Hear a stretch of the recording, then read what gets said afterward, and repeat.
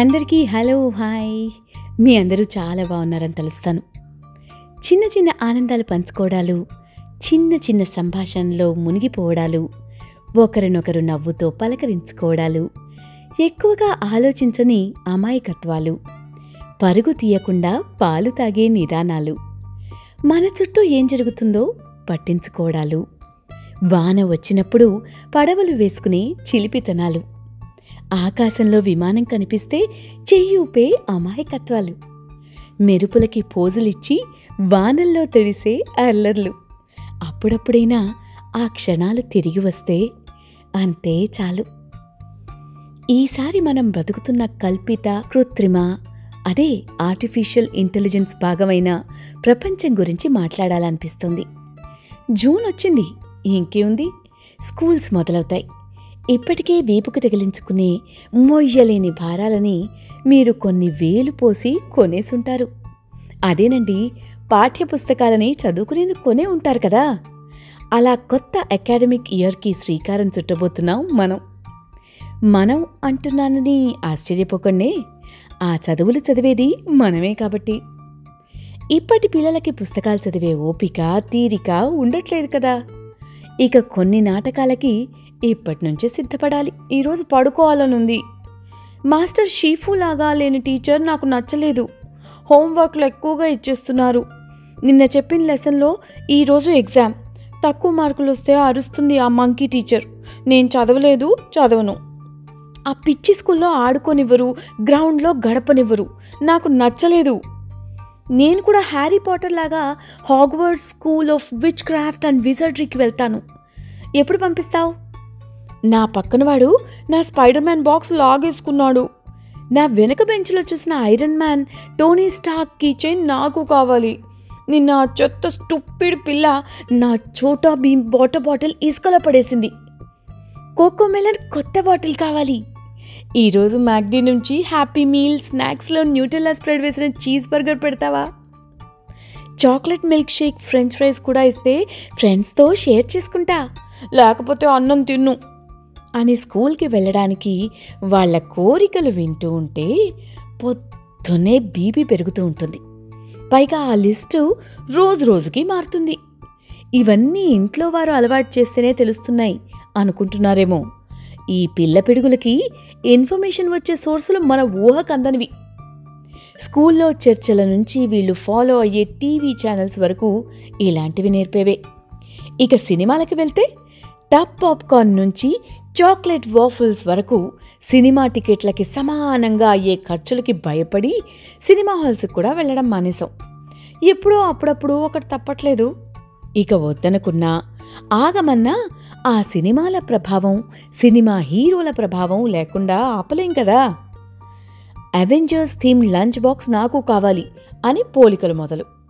నాకు అన్ని ఫ్రోజన్ సినిమా ప్రోడక్ట్స్ కావాలి, Elsa Anna theme school bag, lunch box, pencil box, బుక్స్కి లేబుల్స్, ఓలాఫ్ గాడు ఉన్న రెయిన్ కోట్స్ కొనాల్సిందే, కుంగ్ఫూ పాండా తిన్నట్టు నాకు కూడా స్టీమ్ డప్లింగ్స్ లంచ్కి కావాలి, రోజు ఓ కిండర్ జాయ్ కావాలి, లేకపోతే స్కూల్ క్యాంటీన్లో ఓ ఐస్ క్రీమ్ తినేస్తా, ఈవినింగ్ డబ్బులు నువ్వే ఇవ్వాలి అని బెదిరింపులు. నాకు యూనికార్న్ పెన్సిల్స్ కావాలి, దానికి అటాచ్ చేసిన ఇరేజర్స్ ఉండాలి, అవి యానిమల్ హెడ్స్ అవ్వాలి, ఇన్విజిబుల్ పెన్స్ కావాలి, నియాన్ లైట్లు వచ్చే పెన్సిల్స్ కావాలి అని స్కూల్కి వెళ్ళకముందే షరతులు, పైగా చదువులకి మించిన ఇన్ని కల్పించిన పాత్రల కోసం పోటీలు. పోనీ అక్కడితో ఆగుతారా? స్కూల్కి వెళ్ళాక అక్కడ టీచర్లు చెప్పే చదువుల కన్నా పక్కన వారి కొత్త రెయిన్బో కలర్స్లో ఉన్న రూలర్స్ చూసి అవి కావాలని గొడవ. రోజుకో పెన్సిల్, ఇరేజర్, షార్ప్నర్ పోగొట్టాల్సిందే. పెద్ద మాటలలో డిస్కౌంట్లో స్టేషనరీ ఐటమ్స్ తెచ్చుకుని లాకర్లో దాచుకోవాల్సిందే. ఇంటికి రాగానే నా పక్కన కూర్చున్న అమ్మాయి దగ్గర ఈరోజు Apsara 0.7 mm HB mechanical pencil చూశాను, నాకు ఇలాంటిదే కొనివ్వు, అప్పుడే హోంవర్క్ చేస్తాను అని క్లాస్లో చెప్పింది ఏం విన్నా కలిగిన కోరికలో మాత్రం మంచి క్లారిటీ మెయింటైన్ చేస్తారు.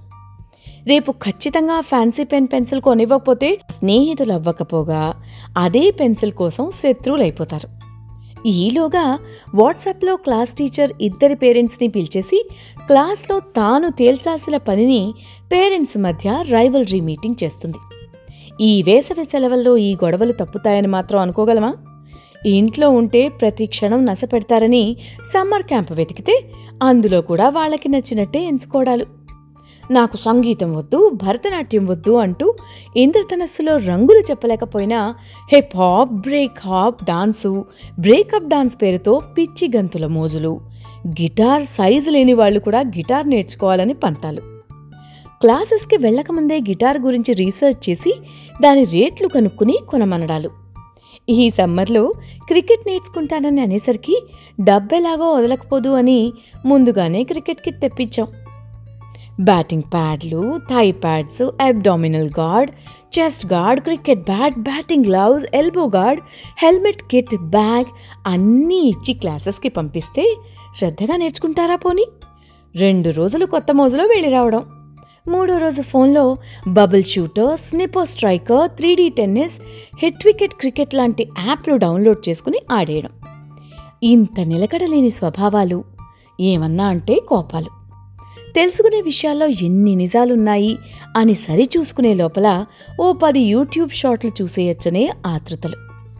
మీరు చూసేవి నిజాలు కాదు మోసాలు అని చెప్పే గ్యాప్ కూడా ఇవ్వరు. ఇలాంటి వాటికి అలవాటు పడ్డ పిల్లల్ని శ్రద్ధ పెట్టమని 45 నిమిషాల క్లాస్లో కూర్చోబెడితే ఏం దృష్టి పెడతారు చెప్పండి? అందుకే అసహనాలు, హోంవర్క్ చేసుకోవడానికి చాక్లెట్ లంచాలు. 10 ఏళ్లు దాటకుండానే వీళ్లకి పనికిరాని ఎన్నో దిక్కుమాలిన యాప్ల పరిజ్ఞానం మాత్రం ఎక్కువైపోతుంది. ఇక 1 నిమిషం షార్ట్ చూడ్డంలో ఉన్న మజా ఇంకెందులోనూ రాదెందుకో. అయితే అసలు ఈ రోజుల్లో ఫోన్లో దొరకని విషయాలు, విశేషాలు ఏమన్నా ఉన్నాయా చెప్పండి? ఏమన్నా కోరికలు కాదని తప్పించుకోవడానికి ఇక్కడ షాప్స్లో దొరకట్లేదు అనేలోపే అమెజాన్లో ఆర్డర్ చెయ్యి అనే సలహాలు వినిపించేస్తాయి. ఒక రూబిక్స్ క్యూబ్ని ఎలా అరేంజ్ చేయాలో నిమిషం రీల్లో తెలిసిపోతుంది. కానీ అది అర్థం కాక మనల్ని నేర్చుకోమని, చెప్పమని, నేర్పమని మన గంటసేపు వృధా చేసి ఇక వారికే ఓపిక నశించి రేపు నేర్చుకుంటాలే అని వదిలేస్తారు. అలాగే ట్రెండ్ అయిపోయే ఫ్రస్ట్రేటింగ్, ఇరిటేటింగ్ కామెడీ ట్రోల్ వీడియోలు కూడా వినిపిస్తూ ఉంటాయి. అవే వీళ్ళకి నచ్చేస్తూ ఉంటాయి. అదేం చిత్రమో. ఏం చేస్తాం? డామినేట్ చేసే చెత్త యూట్యూబ్ ఛానల్స్ మధ్య తెలుగు భావ కవితలు ఉన్నా కనిపిస్తాయా? ఇవన్నీ చూడకుండా ఉండమని అదుపు చేస్తే మాత్రం ఆగుతారా? అయినా ఇది మనకు కూడా అలవాటైపోయిన ఆకర్షణ అయిపోతోంది కదా. పిల్లల్ని అనుకోవడం ఎందుకు? పోనీ మనమేమన్నా భారత భాగవతాలు నేర్చుకుని పద్యాలు అర్థం చేసుకుని చెప్పుకుని కాలక్షేపం చేస్తున్నామా? మనం కూడా చూసేది అదే ట్రెండింగ్లో ఉన్న వీడియోలని, ఫాలో అయ్యేది రోజు మారే రాజకీయ పరిస్థితుల్ని, షేర్ చేసుకునేవి ఆధారం లేని యూట్యూబ్ వీడియోలు, షార్ట్లు, ఇన్స్టాగ్రామ్ రీల్సే కదా. మంచి విషయాలు చెప్పినా అంత రీచ్ రాదు కానీ ఒక చెత్త కామెడీ ట్రోల్ పెడితే మాత్రం మిలియన్ల కొద్దీ వచ్చి వీక్షించేస్తారు. కథలు చెప్పే అమ్మమ్మలు, బామ్మలు, తాతలు కూడా ఓడిపోయిన ఎమ్మెల్యే రియాక్షన్లు ఇది అది తేడా లేకుండా ఫోన్లోనే చూసేసి కాలయాపన చేసేస్తున్నారు. గోరుముద్దలు తినిపించాల్సిన తల్లిదండ్రులు కూడా ఓటమి కూటమి అప్డేట్ల కోసం ఎదురుచూస్తున్నారు. ఇక మనకి జ్యేష్ఠ అమావాస్యల గురించి, చైత్ర పౌర్ణమి గురించి, మంచి రోజుల్లో యమగండాల గురించి, వెన్నెల్లో కూర్చోవడం గురించి ఏం తెలుస్తాయి చెప్పండి? మిమ్మల్ని అంటున్నానని అనుకోకండి, మా ఇంట్లోనూ ఇదే పరిస్థితి. ఏం చేస్తాం? వెన్నెల్ని చూడాలనుకున్నా మా అపార్ట్మెంట్స్ నుంచి కనిపించడం లేదు. తప్పు మనదే కానీ మనది కాదులే అని సరిపెట్టేసుకుంటున్నాం. ఇక ఇంతకుముందు మనం చందమామ కథల్లో బంగారు నాణాల కోసం మట్టిని తవ్వడం విన్నట్టు ఇప్పుడు యాప్లో సబ్వే సర్ఫర్స్లో, టెంపుల్ రన్లో పిల్లలు పరిగెత్తేసి మరీ పట్టేసుకుంటున్నారు. అవి సంపాదించడం ఘనం అనుకుంటున్నారు. గోలీ సోడాలని పగలగొట్టే క్యాండీ క్రష్లు, కత్తి యుద్ధాలని, మల్ల యుద్ధాలని మరిపించే నింజా ఫైట్లు. పోనీ పిల్లలు అప్పుడప్పుడు పెంపుడు జంతువులు కావాలంటే మాత్రం మనం కూడా కొనిస్తామా ఏంటి? వీళ్ళని పెంచడం పెద్ద యాతన అనుకుంటే వాటిని కూడా ఏం పెంచుతాం అనుకుంటాం. దానికి కూడా వాళ్ళు మాట్లాడే టామ్లని, టామ్ ఫ్రెండ్స్లని, యాంజెలా పిల్లులని యాప్లో వెతికేసి డౌన్లోడ్ చేసుకుని పెంచేసుకుంటున్నారు. 3 గంటల పైనున్న భక్త ప్రహ్లాద లాంటి సినిమాలు, రామాయణం సినిమాలు కూడా కుదురుగా కూర్చోలేరు, చూసి అర్థం చేసుకోలేరు. అసలు అందులో వచ్చే భాష మనకు అర్థమైతేనే కదా. ఎప్పుడో త్యాగరాజ కృతులని, రామదాసు కీర్తనలని అటకెక్కించేశాం. ఈ పిల్లలు నిమిషాల్లో మారిపోయే షార్ట్స్కి అలవాటు పడేసరికి వీళ్ల కోసమే అన్నట్టు కొత్త కొత్త యాప్లు, బొమ్మలు, అర్థం లేని ఆటలు వచ్చేస్తున్నాయి. పోనీ ఆ స్కూల్లో మాత్రం ఆ టీచర్లు ఏమైనా నేర్పిస్తున్నారా? డిజిటల్ టీచింగ్ మెథడ్స్ పేర్లతో వాళ్ళు కూడా యూట్యూబ్ వీడియోలు చూపించేసి మహా అయితే చిట్టి చిలకమ్మ, వీరి వీరి గుమ్మడి పంటు లాంటి రైమ్స్ అప్పటికప్పుడు నేర్చుకుని నేర్పించే వినిపించేస్తున్నారు. ఇలాంటి వాళ్ల దగ్గర మన పిల్లలు పోతన పద్యాలు ఎలాగూ నేర్చుకోరు. కనీసం మనమన్నా సుమతి శతకాలు నేర్పిస్తున్నామా? అయినా ఎందుకులే, మంచి డబ్బు సంపాదించి పెట్టలేని ఉద్యోగాలకి పనికిరాని భాష ఎందుకు అని మనం కూడా ఈ మధ్య ఇళ్లల్లో ఇంగ్లీష్లోనే మాట్లాడేస్తున్నాం కదా. ఈ మధ్య సమ్మర్ హాలిడేస్లో నాకే కనీసం పిల్లల చేత పుస్తకాలు చదివించాలి అని dream land story book set తెప్పించి ఇస్తే కాస్త ఇంట్రెస్ట్తో చదువుతారని అనిపించింది. సమ్మర్ హాలిడేస్లో రోజుకొకటి చదవమని బెదిరిస్తే పడుకునే ముందు బెడ్ టైమ్ స్టోరీలాగా చదివేసి మరుసటి రోజు పొద్దున్న లేటుగా లేవడం మొదలుపెట్టారు. అదేమిటి అంటే ఇంకా పడుకోవాలనుంది, కలల్ని కనాలనుంది అనేస్తారు. ఏం కలలు కనాలనుంది అంటే అదే హెన్సెల్ అండ్ గ్రెటెల్లో లాగా దెయ్యాల్ని పట్టుకుని చంపడం, సిండ్రెల్లా స్నో వైట్ని ఏడ్పించి విచ్చులను పట్టుకుని పొడి చేయడం, శవమైన భేతాళులతో ఆడుకోవడం లాంటివి అనేశారు.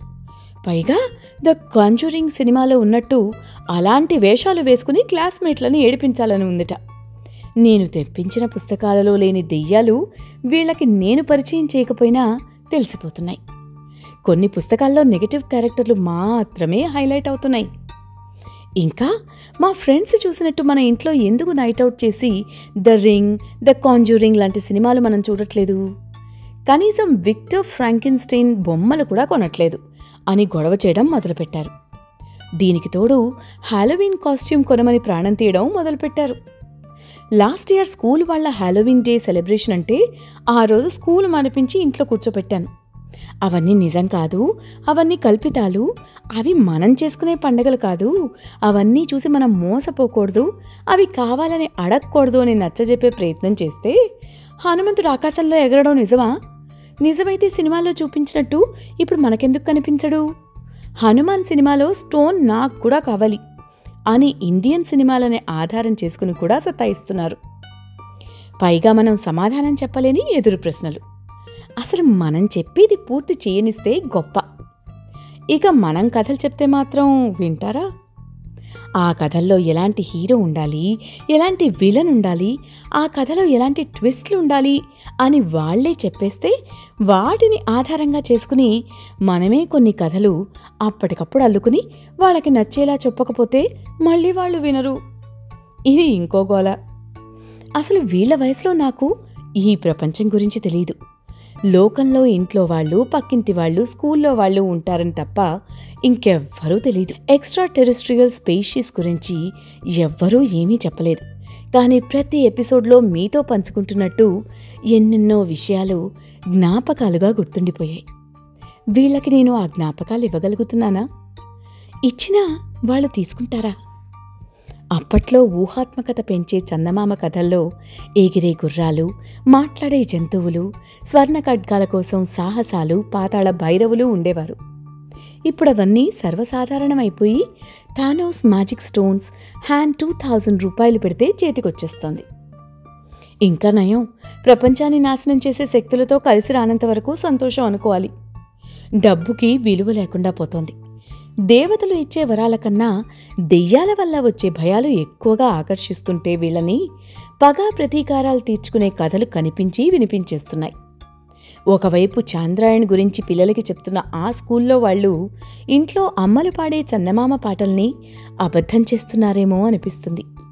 అందని చందమామ అందిస్తుంటే ఋషులు మాత్రమే ధ్యానశక్తితో తెలుసుకున్నవి ఇప్పుడు చేతిలో ఒక పరికరంలో కనిపిస్తుంటే, ఫోటోగ్రాఫిక్ మెమరీతో బంధించే విషయాలని ఇప్పుడు డ్రోన్ టెక్నాలజీతో పట్టేసుకుంటుంటే, వైద్యుడు అవసరం లేకుండా నివారణలు వచ్చేస్తుంటే, విజర్డ్ ఆఫ్ ఫోజర్డ్ పుస్తకంలో బ్లూ క్యాటర్పిల్లర్లు ఆగ్మెంటెడ్ రియాలిటీలో 3Dలో కనిపించేస్తుంటే, పంచతంత్ర కథల్లో ఉన్న జంతువులు ఇప్పుడు మాట్లాడేస్తుంటే, పిల్లలు అడిగే ప్రశ్నలకి జవాబిచ్చే ఇంటరాక్టివ్ రోబో యాప్లు వచ్చేస్తుంటే పురాణ గాథలు ఇప్పుడు ఆసక్తితో వినేదెవరు? అందులో విషయాన్ని అర్థం చేసుకునేదెవరు? నెలల పిల్లలకి కూడా అప్పుడే వర్చువల్ రియాలిటీ అలవాటైపోతున్నా ఇదేమి బాల్యం? ఆకలేస్తే ఇంట్లో ఏ కూర తింటున్నామో తెలియని పిల్లలకి బడీ రోబోట్లు లేవని దిగులు మొదలవుతోంది. పైగా ఈ మధ్య ఐఎఫ్ ఇమాజినరీ ఫ్రెండ్స్ సినిమా చూసాం. అందులో మనం చిన్నప్పుడు ఊహించుకున్న octopus, toy robo, gummy bear, astronaut, teddy bear లాంటి పాత్రలు మన కోసమే ఉన్నాయని, తిరిగి వచ్చేస్తాయని చెప్పి చూపించేస్తుంటే అమ్మలని మైమరిపించే ఆ రోజులు కూడా త్వరలో వచ్చేస్తాయేమో అనిపించేసింది. 60 ఏళ్ల వాళ్లకు కూడా అర్థం కాని అప్లికేషన్లు 6వ వయసులోనే అర్థమైపోతున్నాయి. ప్రతిరోజు వీళ్ల కోరికలకి వాయిస్ మెసేజ్లు పంపే సౌకర్యాలున్నాయి.